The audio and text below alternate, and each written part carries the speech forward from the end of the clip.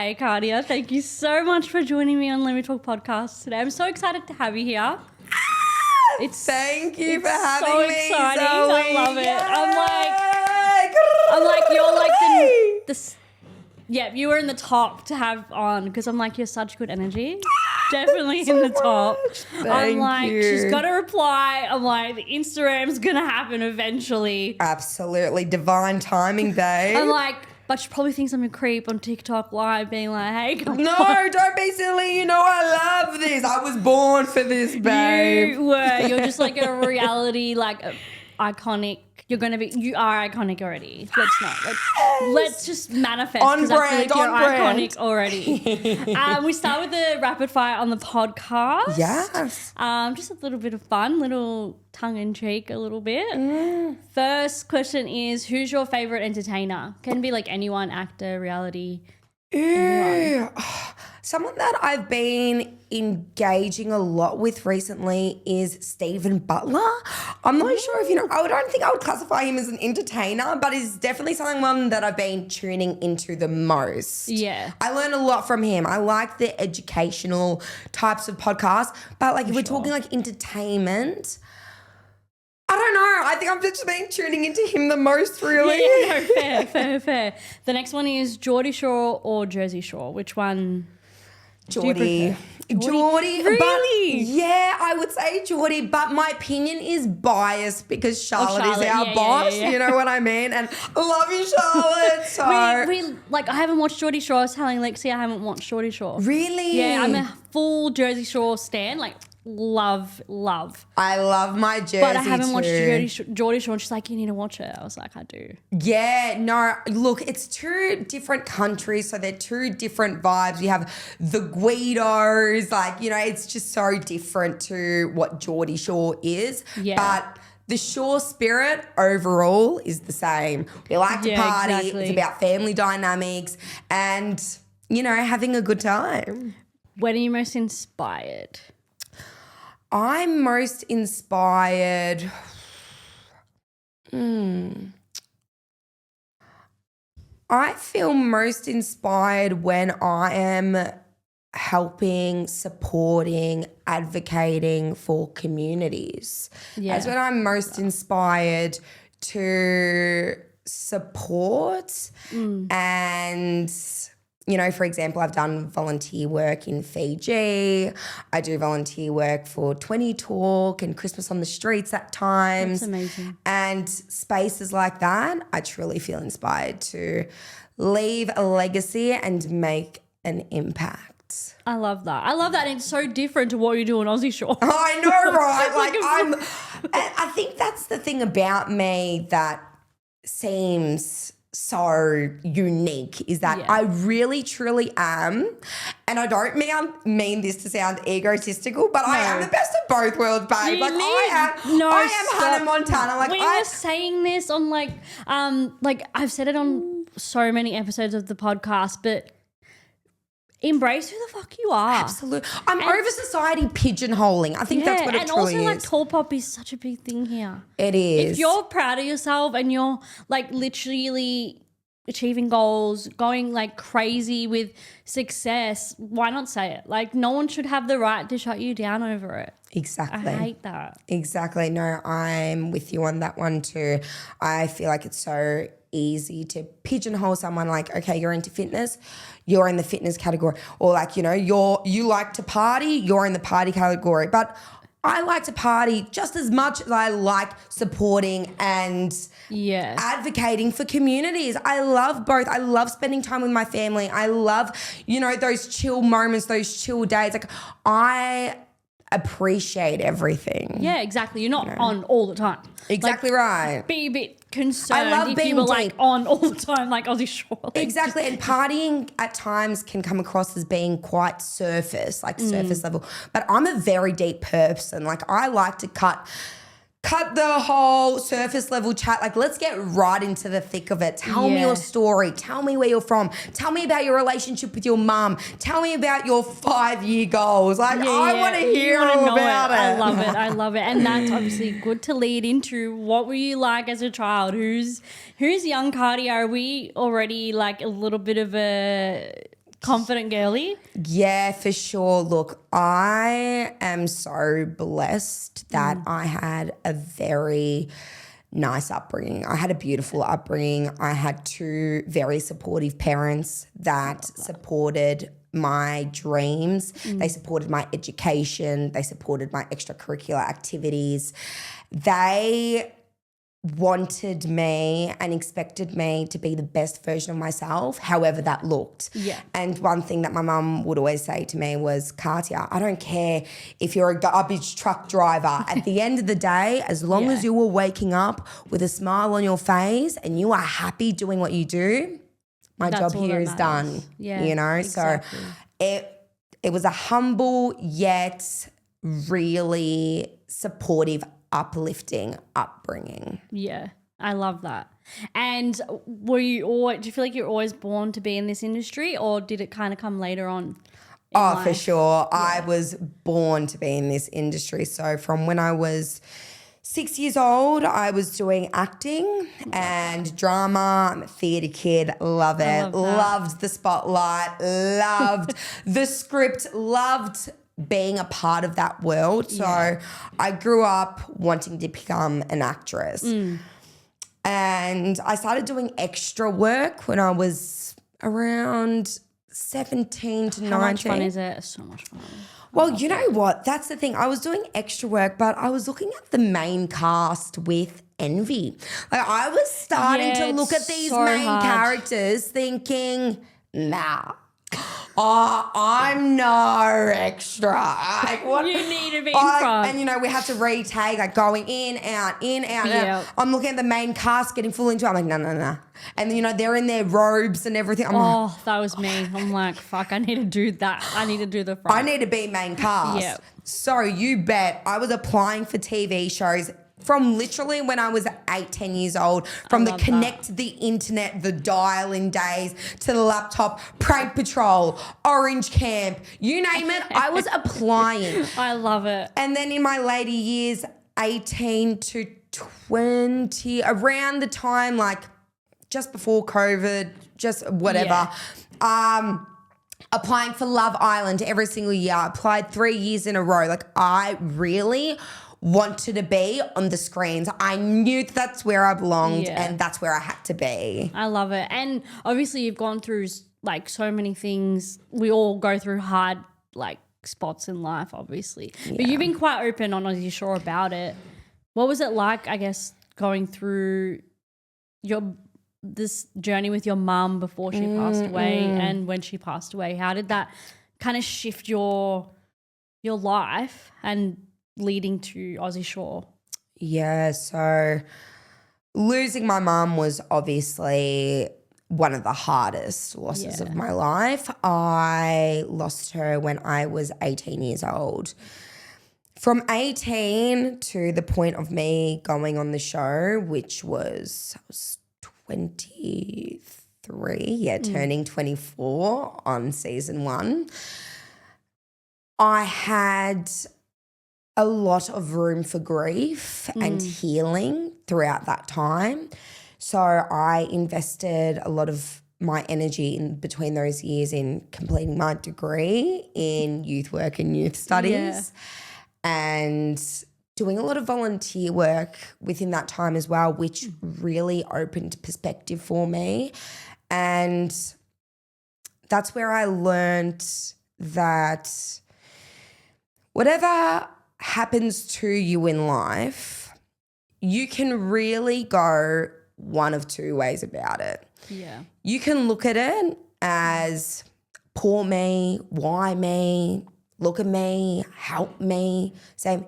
Or you can look at it in a way of this had to happen to me, this unfortunate, this extremely sad, devastating circumstance had to happen to me in order for me to be as empathetic as I am today, for me to relate to other people who have gone through grief, and for me to be the strong woman who I am today. 100%. I had to go through that journey in order for me to be sitting in front of you right now. I think so too, because I feel like it's so bad, but everything happens for a reason.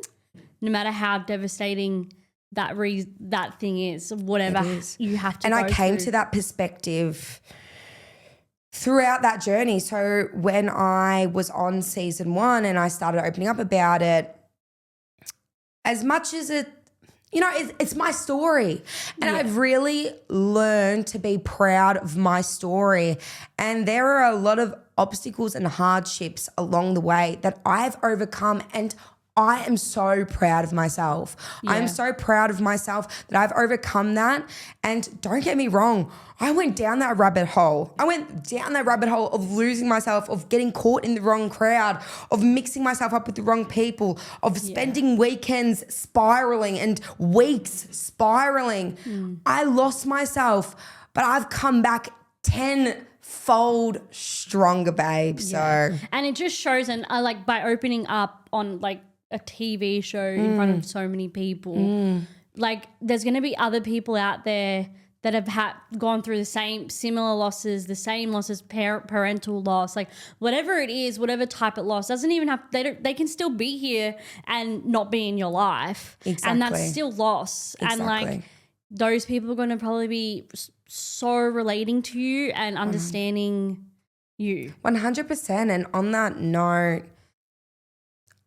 they are still here if you've experienced a parental loss, because I'm spiritual. Yeah. I believe, and that's what brought me a lot of comfort too, was even though my mum's physically not here, she is still around me. And I actually had a dream about her last night, coincidentally. But through signs, feathers was a big thing, which is why I have my mum's name with a feather attached. That was actually this heart my mum and I got. Well, she got the tattoo first and then I copied her. And then an extension of that is a feather, because she made herself known through feathers, through songs. You know, she's still around. No, I definitely do believe in that. I went to David the Medium. I don't know if you've heard of him. I have. How was he? Honestly, like I had never been to a medium before, so it was like all new for me. Also, it was a one-on-one experience. It was a one-on-one. Back in the day, he used to like bring people to his house. Yes. Which is crazy. So I just see reels of him in stadiums, if I'm thinking of the right he's one. changed it now, and he does readings online now, but like not in person. Right. And I was like, I'm so glad I got in when I did, because I feel like in person is just a completely different experience. Completely. But it was insane. Like my grandma came before I was even there in the room. See, Insane. Like because you. how can you not believe in it? How can you not? I know it sounds all woo-woo, but I'm such a firm believer. No, I don't know how people. I feel like you have to go and experience it to believe in it. definitely, I agree. Or you have to have signs or something. For sure. And I feel like I've had signs all along this journey. I have the goosebumps, or, you know, walking into that random store and then mum's songs playing, or I'm feeling a certain type of way, and you just get this feeling. So it's crazy. It's unbelievable, but so believable at the same time. Let's talk Aussie Shore season 1. Yes. I did a lot of this with Lexi because we couldn't talk about season 2. Yes. But how did you find out about it, and then were you very quick to apply? Yeah, sorry, it actually came up as an Instagram ad, and it came up with life of the party. Are you the life of the party? Does Jersey Shore, Geordie Shore resonate with you? Something along the lines of that, in and around way. And I'm reading the description. I'm thinking, me. No thought, instant action, apply, right? I get a phone call. So mind you, this is maybe 2023. I was in the casting process for the longest. I think it was close to 2 years I was in the casting process. That's well, crazy. 1.5 around then. Yeah. So there was periods that were like blackout periods. I didn't hear anything. Then I had a phone call saying, you're about to be on a Skype call with MTV, Paramount Plus, And I'm like, okay, it's real. Meanwhile, like I'm traveling Europe around this point in time. So I'm in Paris and I'm FaceTiming MTV. I'm going, They would have ate that up so much. So throughout this whole journey, I then finally get an email saying, we want to fly you out to Sydney to have an in-person interview. And that's when I came prepared, babe. Like I almost knew what was expected of me. I knew what questions I'd be asking. I mean, like, what's your wildest night out story, or what type of guy are you looking for? It's pretty generic questions that I wanted to make sure I had the punchiest, best answers to. Yeah. So I literally wrote in my notes how I would be answering each question, right? Everything. Literally, like, going back to my drama days, I wrote a script for myself. Yeah. Just memorize that shit and get it done. Exactly. And I knew with the Jersey Geordie Shore that they loved their one-liners. They loved their punchy. So, you know, that's where the my season 1 quote, I got the glam on, got the tan on, got the rig out, and I'm ready to launch. Yeah, that was so good. I actually memorized and had that prompt with me going into my interview. I love that. So they put me in front of the green screen behind the camera and they start asking me a range of questions. At this point in time, I still thought that it was life of the party. And it made sense to me because I'm thinking, you cannot compete with the OGs, mate. Like Jersey Shore, Geordie Shore, they are one of a kind series. Like there's no way that they can compare with the OGs. Yeah. Anywho, so I'm thinking life of the party. Yeah, they're switching it up, but they want that same spirit.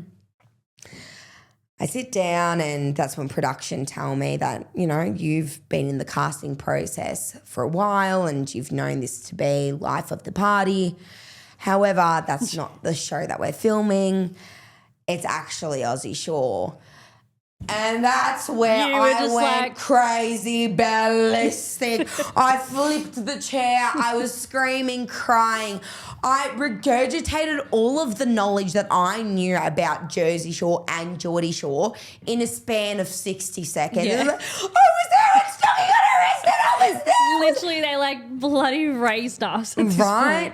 And I think in that moment they knew she's the one. Yeah, I love that. I love that. And leaving an impression is so important. Absolutely. And you need to know how to do it. I'm pretty sure research says in the first 7 seconds, you can gauge. That's what it's like with acting too. Yeah, so I do acting. an impression. If they don't capture you within the first 20 seconds, there you go. It's like you have to do something. Absolutely. There's something needs to be done. Absolutely. So I even remember as soon as I walked into that space, I was kissing everyone. Hello. I was kissing the cameraman. Hello. Oh, nice to meet you. I'm so excited to be here. Which I well and truly was. I felt entering that space like, I'm about to own this. I'm about to rock this. Like when people ask, like, were you nervous? No. Like when you were born for something, I mean, naturally it's not normal to have a bit of anxiety when you're going into new rooms, but I really felt like I'm ready. And you probably had so much practice from the acting exactly days. You know what I mean? Like everything happens for a reason. You have to be put in front of like teachers that you've never met before and do this whole vulnerable thing with the script. Exactly right. Like if you're not connecting with people and acting, that's the worst thing. And that's why I'm forever grateful that my parents enrolled me into acting, into drama at such a young age, because that's what's helped my confidence, my ability to speak, my ability to share my thoughts and my views on the world. And reflect on who you are as a person. Which is like insane because when you're not in there and you speak to people that have like never experienced that, with some people they just have, you can tell they've never done any type of reflecting on who they are. For sure. Which is insane. But let's talk dynamics because see, Aussie Shore season 1, different Aussie Shore season 2. For sure. Dynamics, you and Con obviously really close. How did that kind of come to be? Obviously from potentially being more than friends to now just being best friends, I would say. Yeah, so Con and I have really been through it all.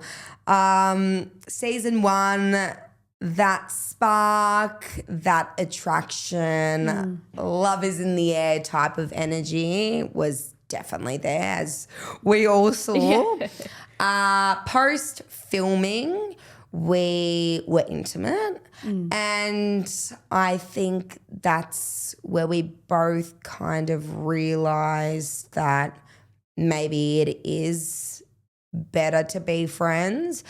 Me being me, I'm a lover girl. You're like know. the romantic at heart. Of course I got the feels, I'm one of those girly pops. If we have an emotional connection and there's that physical attraction, naturally I'm going to develop feelings. Yeah. So I developed feelings. Con wasn't quite there. Nevertheless, he wasn't like, oh, ghost mode. He was like, no. Because I was like, okay, maybe I need to distance myself from you. Let's stop speaking. Like, maybe I need to block you. And he's like, no, like that is not happening. We are going to continue to speak to each other every day and we'll work through this together. And this is why we love God. I love you, Cati boys. And also My like baby. Italian and Greeks, we just understand each other on a different level. Exactly. That connection, that cultural connection too. We definitely had that cultural connection in terms of upbringing and expectations. We could really relate to each other. Yeah.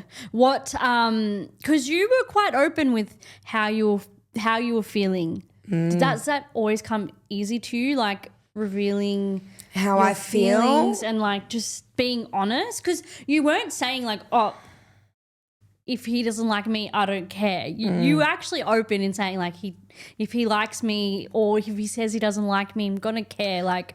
Absolutely. I've always been the type to say it how it is, particularly when it comes to my emotions. I can't hide my emotion. And I think going back to culture, it's a very cultural thing for me to be passionate and for me to express Being myself. Italian and That's what I mean. If you're feeling a certain type of way, you fucking piss me off, then you piss me off. And like the parents won't maybe get it. They'll be like, okay, like shut up now. But like you're just born that way. You have to do that. I am born that way, the only baby. way to get a word in as Lady well. Gaga says, I was born this way. So Definitely. I can't hide my emotions. I can't mask it. So being vulnerable with my emotions is another part to me that's just me. Yeah. So you were very close with Lily Yes. season 1. Season 1. What connected you to her? Do you think it was like the partying kind of aspect, or did you guys have moments that weren't kind of captured on camera or edited into the show as much?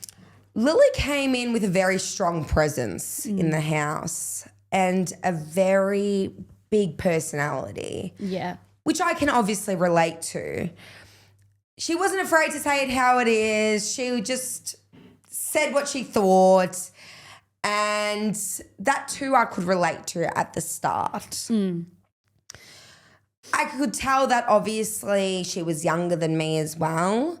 So I almost gave a bit of grace in the way that she handled relationships. Yeah. Obviously we saw the journey with Tom and the way that she acted out. I still gave grace. I'm like, maybe it's just like an emotional maturity type of thing. Yeah. And also, Lily was that type of person where I'd rather be with than against at that point in time. Okay, we need to remember. I totally understand that. We are entering a world with cameras all around us and it's a find your tribe situation. I've struggled with people pleasing in the past, 100%. And I had this gravitational pull on, okay, like she's not afraid to say it how it is. She's not afraid to sleep with someone on the first night. Like I'm still kind of thinking how, you know what I mean? I've got to play my cards kind of right here. Yeah, you're almost like not a follower, but you're also like, I need to kind of have that confidence to, what, I'm going to fuck on the first night. Yeah, you know what I mean? Exactly. And, I was like. Bit of peer pressure, but like not coming from anyone necessarily. It's like pressure on yourself. Exactly. So I was like, I almost admire this. I don't give a fuck. I'm going to do what the fuck I want. Yeah. Type of attitude. I liked that at the start. And then as time went on, obviously the Tom situation, I was trying to help her navigate through her emotions and through these hard feelings, and she was trying to, you know, say, I don't have feelings, there's no feelings, but it's okay to express that. And I thought as like a kind of big sis role, I could take that responsibility to help her recognize that it's okay to be vulnerable, and showing vulnerability is strength.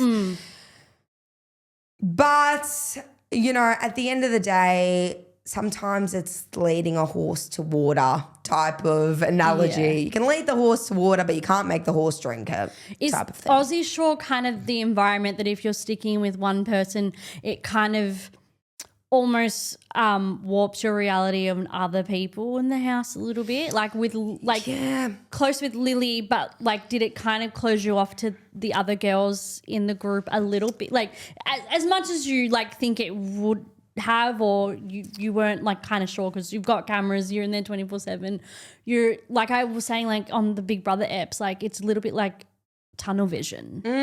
For sure. I think there's a lot of factors that play into it.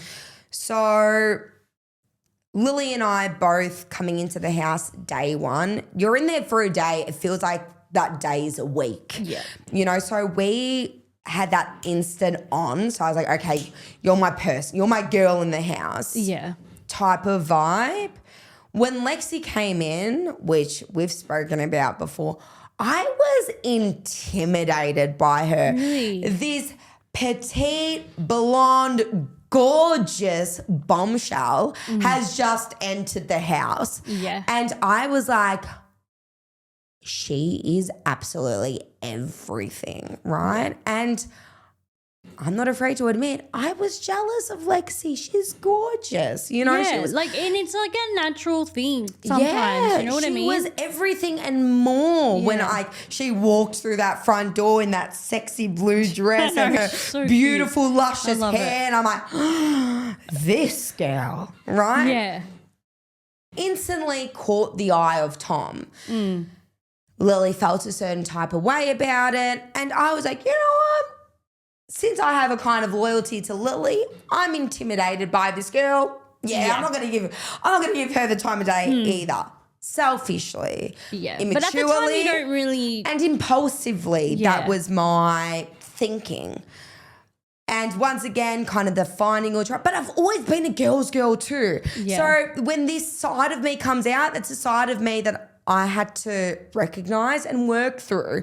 You know, I was like, I'm not like that. I'm not like, when I see a beautiful, gorgeous girl, seeing a beautiful, gorgeous woman, which we all are, we are all appreciating art. 100%. You know what I mean? We are in an art gallery. Every woman is beautiful. I think so too. And you know, like I shouldn't beauty be like, beauty that is paint- so subjective, honestly. It is, but I shouldn't be like, this painting is more beautiful than this. Like, they are all beautiful. Yeah. Like, this painting is more beautiful than my painting. We are all beautiful. And unique, and that's what makes us connect. That's what makes us, you know, want to be around each other. If we're all the same, no one's going to want to be around us. Amen. So it's like, I get that. And with the girls, it's like, it's so different. Like, It is. guys can just like That's the easily thing, the get competitive along, find that hats. sweet spot. Girls have that, like it takes longer, just a little bit. Absolutely. And, you know, unfortunately, the media consumption, I'd say even in the 2000s, was Mean Girls, was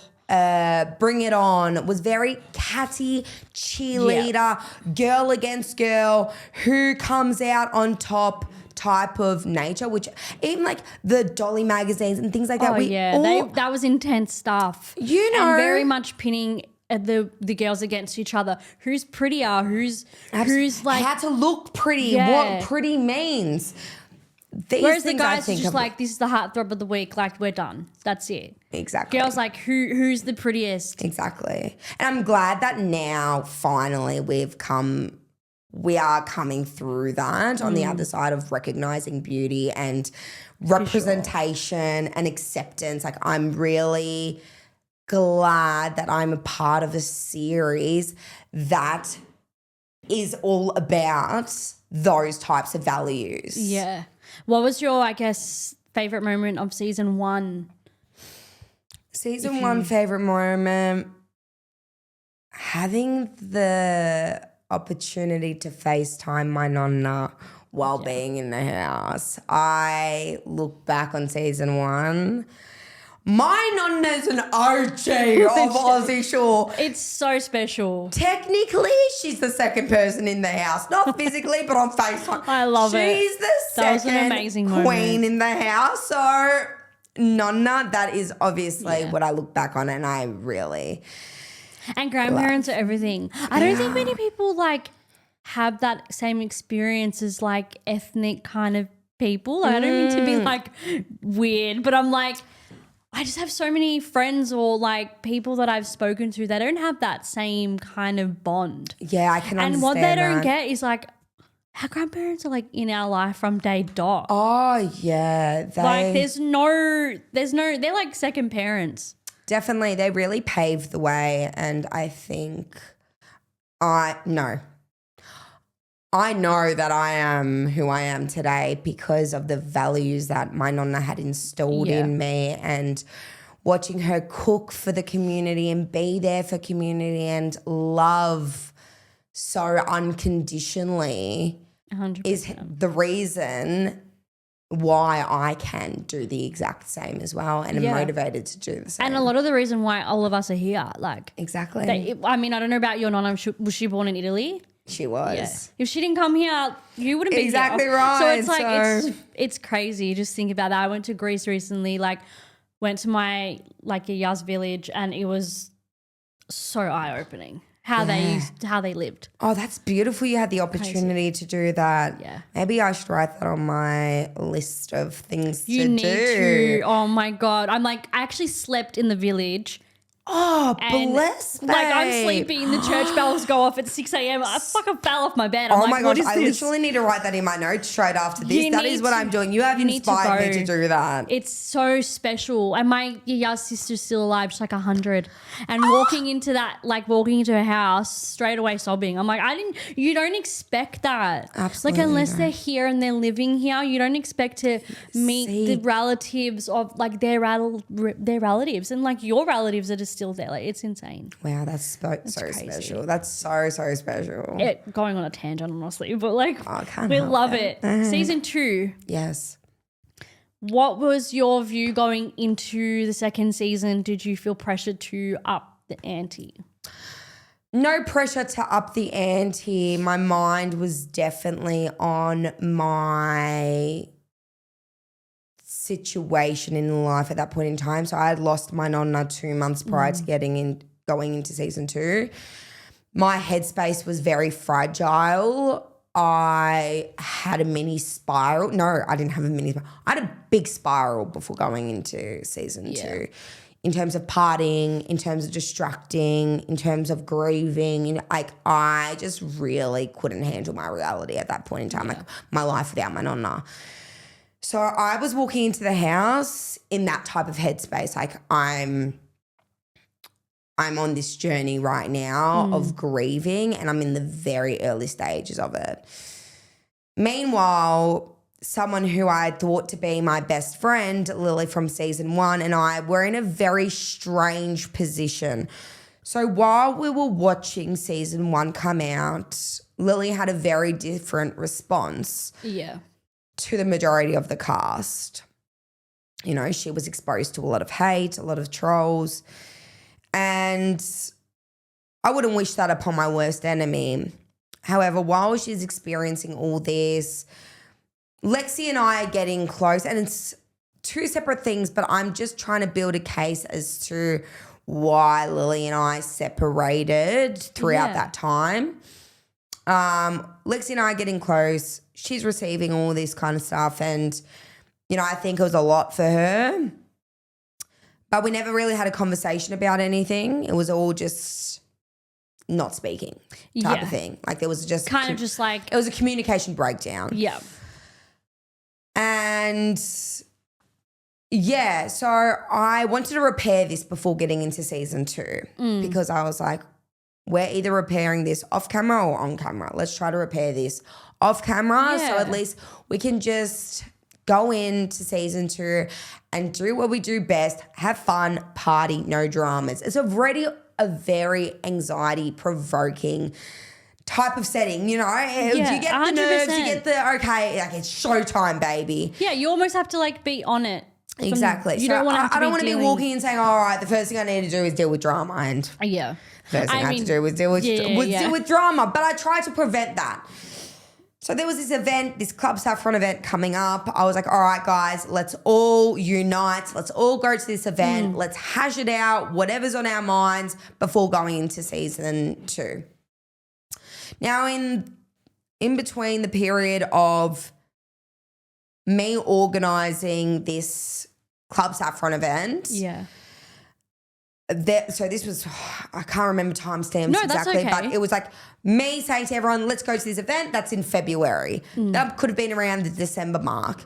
January hits, that's when my nonna had passed away. So naturally, my main focus is on my loss and on your family. My family, on how am I going to deal with this heavy loss right now. I'm numb to the world. For sure. And everyone was reaching out. The response was honestly so touching to see how many people checked in and cared and could relate to what I was going through at that point in time. It was really moving. But obviously that's where all my attention was at. Yeah. So on the day of my nonna's funeral, when I received a message from Lily, and, you know, Lily did message and call while my nonna passed away, but my phone was blowing up. You know, I'm not gonna answer. You're not gonna answer straight away. You know, for example, Jada, I didn't answer any of her text messages or phone calls, but you know what she did? She had the initiative to message my sister, my biological sister, find out my address to send me flowers and a teddy bear, because that's what a best friend should do. If I'm not answering your phone calls, you're going to find a way to get through to me. Yeah, exactly. Nevertheless, we were in a strange spot, but still, if you wanted to, you would. You would fly down. You'd and do you know what? I know something. myself as a person and as a best friend. God forbid if any of my best friends, close friends, lost someone close to them, God forbid, I would be there no matter where we stand, where in the world you are, I would be there. And the saddest thing is like, you can't have that same expectation on other people.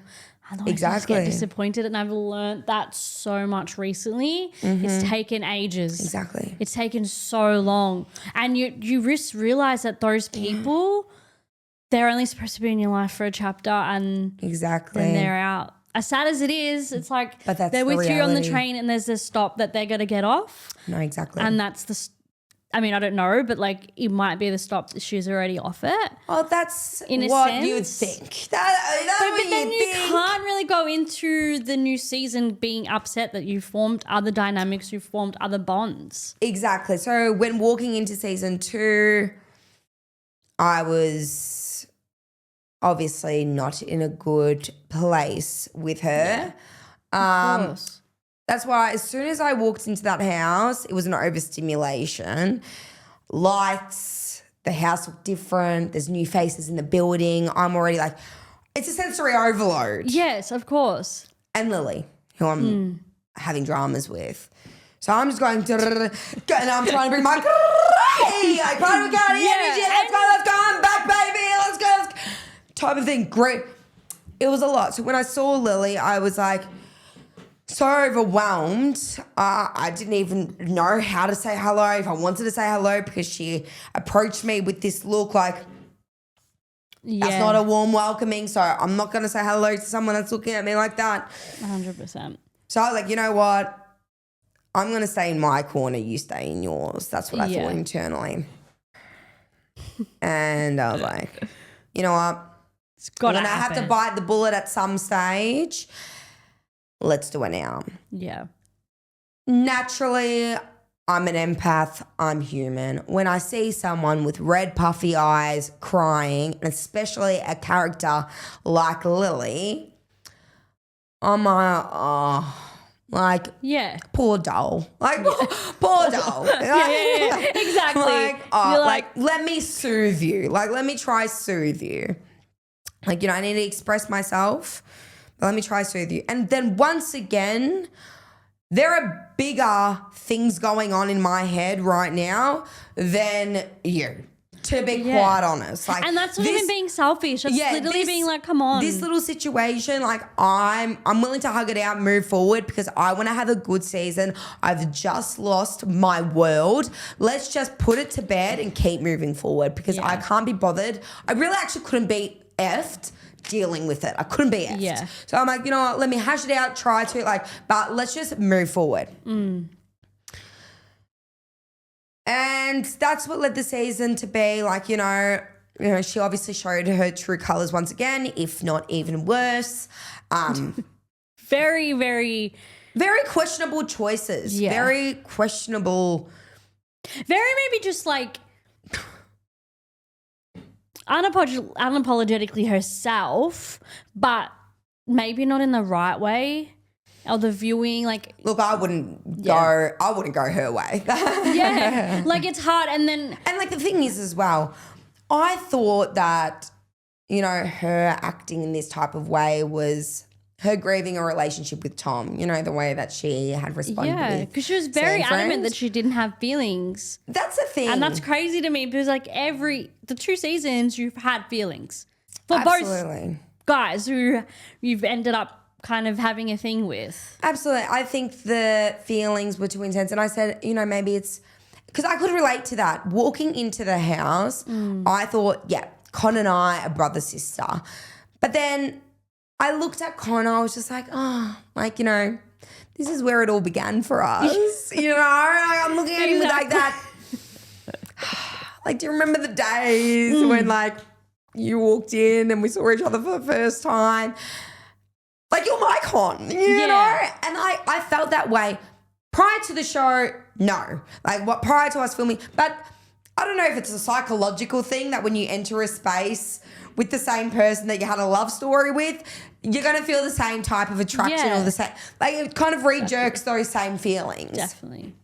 So I was thinking maybe she's experiencing that same type of thing with San Fran. Like, she's remembering the good times with Tom and she's wanting that with San Fran.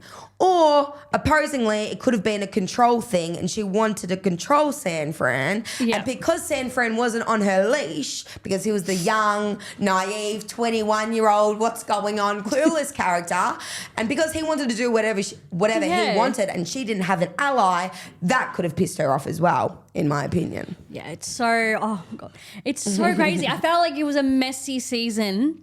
Messy. But you held yourself very as well. As best as I could. I mean, at the end of the day, I too had another love affair, I mean, with Lockie. Yeah. So one thing that thing is, the difference with you, like, is you don't shy away from knowing if you fucked up or if you've said things or, you know what I mean? Or if, like, you maybe went a bit full on in the night before or something with him. Yeah. Or, do you know what I mean? Like, you don't shy away from admitting that. Absolutely. That's what I think the audience gravitates towards and why they like you, if you get what I mean. Yeah, like, I do. Is that too full on to say? But, like, No. I mean, that's what I was gathering. It's like you're someone who's very real, very unfiltered. No, I am. And that's the thing. I think that's a human response. You're gonna have a crush out every now and again. You're going to have those moments of rage. You're going to have those moments where you just break down or you say the wrong thing at the wrong time, and that's a part of being human. But what else is a part of being human and having emotional maturity and intelligence is recognizing that I shouldn't have said those things. Yeah. I shouldn't have made that certain someone feel that type of way, and taking accountability for it. Taking accountability and changing or not changing or just pivoting. Just reflecting and realising, hey, like, that your wasn't perspective good. on the Yeah, situation exactly. and not doing it again. Exactly. Where are we at? Or doing it again and then fucking who cares? You're human. Where are you at with Lockie? Yeah, so If you're allowed to reveal it. one thing that the viewers were not exposed to was that Lockie and I were speaking prior to filming, and I sent Lockie the application for season 2 casting and was like, you should apply. I encouraged the application process, right? Yeah. Not only that, but I also sent a bit of a blueprint on what production will be asking him, what to prepare for, what production love, who in production he was speaking to, how to speak to them. You know, there's one producer that loves a bit of like a flirtatious banter type of vibe. Yeah, But, you know, if you speak to da-da-da, respond like this. You know, giving him the blueprint of how to get into Aussie Shore season 2. Yeah. We went on a wine date, and mind you, it wasn't like an item. We weren't exclusive, but I was definitely interested in him. I saw potential in him. And that's why I was like, oh my God, like just imagine I can bring a guy that I'm genuinely interested in onto the show, and then we can both have this like amazing love story, and we can fall in love like with the viewers. Like, you know what I mean? And like mummy and daddy can be like reality TV stars, you know? Like the dream was for me to be a reality TV star. Correction, international reality TV star. You are. However, you are pretty much are. Pardon? You pretty much are. Exactly. I feel like Aussie Shore's all over the world and now. something else is coming out very shortly as well. However, mummy and daddy, reality TV, like let's just bathe in that thought. So yeah, it wasn't exclusive or anything, but there was definitely interest on my side and what I thought was on his. We went on like this wine night date, kiss, like the sexual chemistry, the energy was there. Then I went to Bali because I usually go to Bali. Well, the past 2 times before filming, I went to Bali, and that will be a common thing now. So I was in Bali, which obviously separated us from seeing each other, but we were still making an active effort to FaceTime every day. He was telling me about his processes throughout the casting process. Anyways, he's getting through all the stages, right? And I'm like, oh my God, yes, like this is finally happening. He's going to be on it. I come back home and it's a week out till showtime, and he's like, I'm not on the show. I'm like, what do you mean you're not on the show? Like, I'm actually... I don't think I can speak to you until I finish filming, because I feel like I invested so much time and energy into the thought, the idea of the love of my life coming onto the show. I've given you the blueprint and everything. Is it blueprint or blue script? Blueprint? Yeah. Blueprint.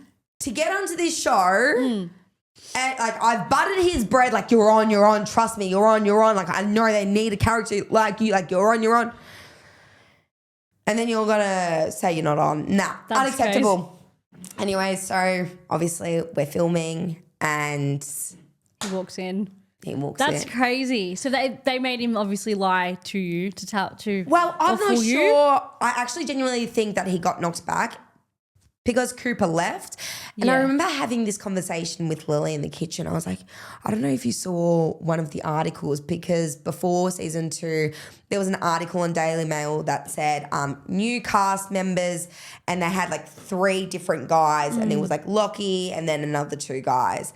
And I was like, Lockie was like a guy that I was speaking to like prior to the show. I'm like, mate, if he walked in, like I would fucking do everything. Like I would fucking come out. I would do fucking everything. Just so happens the night after, bang, he's in the house. The morning after, he's in the house. Crazy.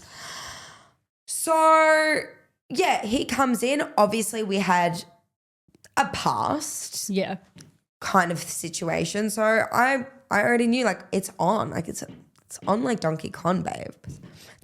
On like Donkey Kong is crazy. But then, like, what? Because I don't... Where did things go wrong? Where did things go wrong? And are you still speaking to him now, or is it muted? It's gone. We don't follow each other. He has a new girlfriend. He is living his best life. You know, he's still in contact with Minaki, Lily. But not you. Kyle. Nah, not me. Not me. Well, you know what? To be fair, I crashed out. Like I crashed out hectically. I'm sorry, when I and balls deep, infatuated with a guy, when I have prompted a guy to come on to a show that's my baby, my dream, you almost feel burnt. my everything. Burnt. And then we get off the show, we sleep together, obviously, and I was just like, I kind of was like, if we sleep together, like, I won't get feelings. Babe, the feelings were already there. The feelings were already there even before you entered the house. Yeah. You know, mentally, I was married and had 3 children with you, right? Yeah. And now we sleep together after the show, and then whatever. I admit to him, I'm like, I've got feelings. And then I'm like, so we're going to have to stop talking. He's like, oh, really, Cati? Like, he wasn't there once again. No one is there. No one is fucking there when I'm getting feelings. It's just men. It's just men. Don't even think it's you. It's the men of this generation. I know. Not gonna lie. But so, anyways, that's crazy. We end up like just stop speaking, and then next thing you bloody know, he has a bloody girlfriend, and I'm like, you know what? Such is life. C'est la vie. C'est la vie. But yeah, I had a huge crush out over him. I was like, nah, fuck you. I got you onto the fucking show. Crazy. I encouraged you to be on the show. I liked you. You didn't like me back. Fuck you. Yeah, I love that though. It's very, very though in the scope of what Aussie Shore, Jersey Shore, Geordie Shore are all about. Yeah. And even including, like, Jersey Shore's still fucking messy. Those people have drama after the show too. Exactly. And then they bring it into the show, and it's actually some of it is fucking like wild. Yeah. Wild. Like almost like you'd think their friendships would be over with some of the stuff. But recently you guys have had your own little thing about that, which is crazy because I was like, I know you were coming on and I was like, how is this happening right now? But yeah. I read it. And I wasn't sure if it was true because it's Daily Mail and you can't always rely on Daily Mail. But Ben Menarche, being the best person that he is, like goes on live and he's like fucking spilling the tea. Loves it. But what if you can say anything or even briefly, did this piss you off to the point where you're just like being Cati and being very fiery about it? Let's start with Menarche. So Menarche is known as the pot stirrer in the group and my favourite pot stirrer of all time. He has this wit and this comedy streak that makes it lighthearted in a way. You know what I mean? Definitely. Like he strikes in a way that's funny. I strike in a way that's emotional and I'm explosive. So when I see things like this, it can impact me in a way that I'm just like, well, not the Daily Mail. It was more so when she blocked us off TikTok. Yeah, that's crazy. I was like, babes, like the audacity to block after, number one, I had your back. So when season 2 was rolling out, once again, the troll, the hatred was spilling into her personal life. I had the initiative to make a post on Instagram, ask castmates to repost it saying, hey guys, look, at the end of the day, we may not support Lily's decisions and choices, but for it to be spilling into her personal life is something that we do not stand for as a cast. 100%. And you all reposted and supported her. And even though the way that she behaves on season 2, I'm appalled with. However, I still, as the bigger person, was like, you know what, guys, we don't appreciate it spilling into her personal life. Yeah. Then she had the nerve to comment on not Lockie's post, Lockie's girlfriend's post, a photo of Lockie and Lockie's girlfriend saying, oh my God, capital letters, like love heart eyes. Yeah, that's messy. Where's the loyalty? Yeah. Like, where is the bloody fucking loyalty here? Anyways, I address it to Lily and Kyle because we had a group chat. I messaged in the group chat. I'm like, you commenting on Lockie's girlfriend's post is crazy, very passive aggressive. And I'm like, you knew how I felt about him then. You know how I feel about him now.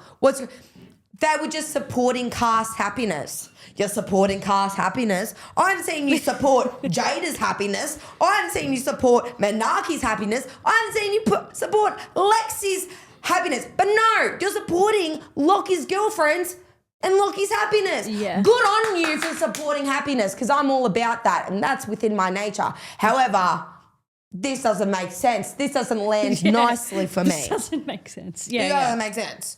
Like a guy that I knew that I had feelings for, felt deeply for, you are commenting on his girlfriend's photo.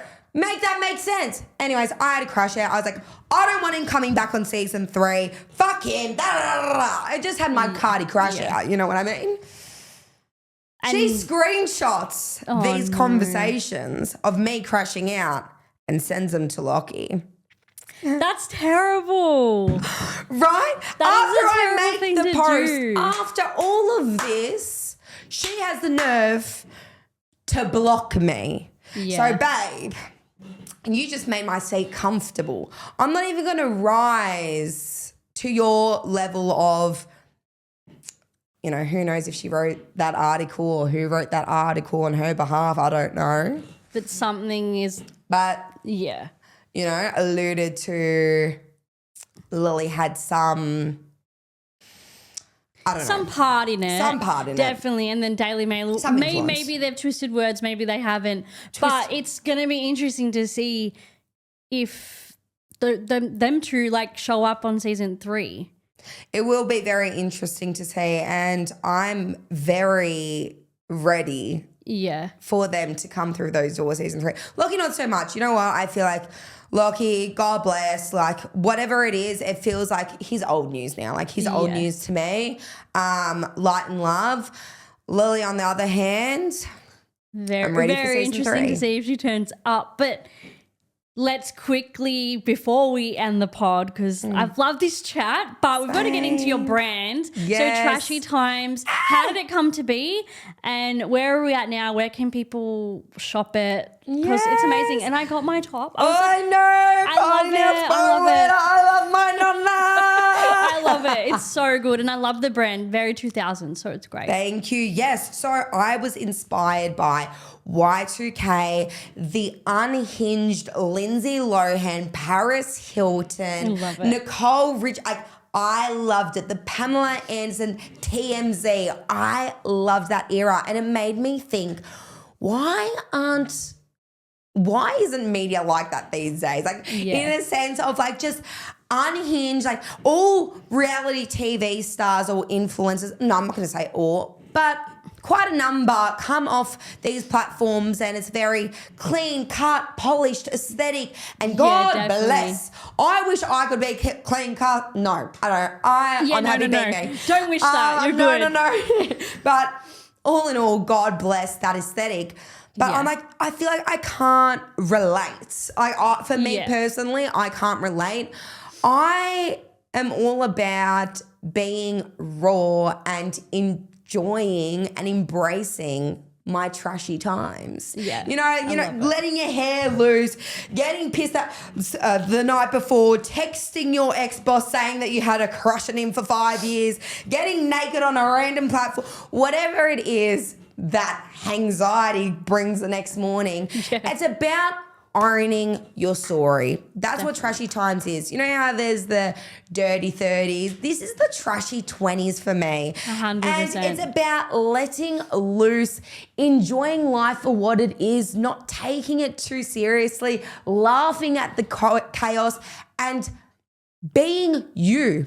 Yeah. And you are enough exactly the way you are. Your messy, chaotic, unhinged, unapologetic self is exactly what this world needs. And that is what Trashy Times stands for. That was such a good pitch. Thank you very much. Such a good pitch. No, but it's so good that you're able to do this now on your platform and just expose it all and have people wear these tops and just enjoy life. Exactly. And these tops are a reminder. I say that these are an armor, that you are not taking taking life too serious. You are embracing your journey. You're taking it a day at a time. You're being gentle with yourself. You know, you've just done the most embarrassing thing. Well, you might think it's embarrassing, but Trashy Times thinks it's iconic. Yeah, thing exactly. The night before. The trashier the better. Like, yeah, it's iconic. Why not be trashy? And in your 20s, oh my God, go for it. Exactly right. Main character energy, because we're going to be looking back on these days and laughing. So why not laugh now? Exactly. And party with Cati as well. That's a new thing that you come out with, which is so exciting. Yeah. So I've been doing DM Cati for the party. Yeah, DM me if you want to party with me and babes. I bring Literally the life, do the it. vibration, the energy to the party. I do a lot of club appearances, maybe twice a month. I'll be in Sydney, Brisbane, Darwin, you name it, I'm there. And that's where I've realised, actually even prior to that, I've always known that as soon as I walk in the room, shots, let's go. Yeah, Questions, let's do go. Music, let's go. Like, I have that energy to really bring a room to life. Do it. And, you know, why not bring a private space, that type of energy as well? Because there's been some prees where, well, I can only imagine some prees that I'm not there are quite dull. Or the Dull. mood. Yeah, the or prees are the just mood's like not there. There's no like, where's the champagne bubble? Let's pop the champagne. No, shots. Everyone's having a shot. Oh, I'm not drinking tonight. Well, yes, you are. Today is the day, Everyone's Susan. drinking. We're drinking. I love it. No, that's so good and so on brand. So like, and people love Aussie Shore. So everyone's just you said you bring the people that love Aussie Shore. You bring people from Aussie Shore onto it as well. Absolutely. So whoever's keen, go and party with Cati, because that's incredible. And I'm telling you now, she brings the energy. She definitely brings the energy. Thank you. But thank you so much for coming on and spilling the tea and Absolutely. just not filtering yourself. I love it. No, you are more than welcome. Thank you so much for having and me, go and Zoe. drink your champagne, because that's what you We're need to celebrating every day like it's our last, baby. Exactly. We're not promised tomorrow, guys. We're not promised tomorrow. Exactly. So let's just party now. Party like Cati. Thank you. No worries.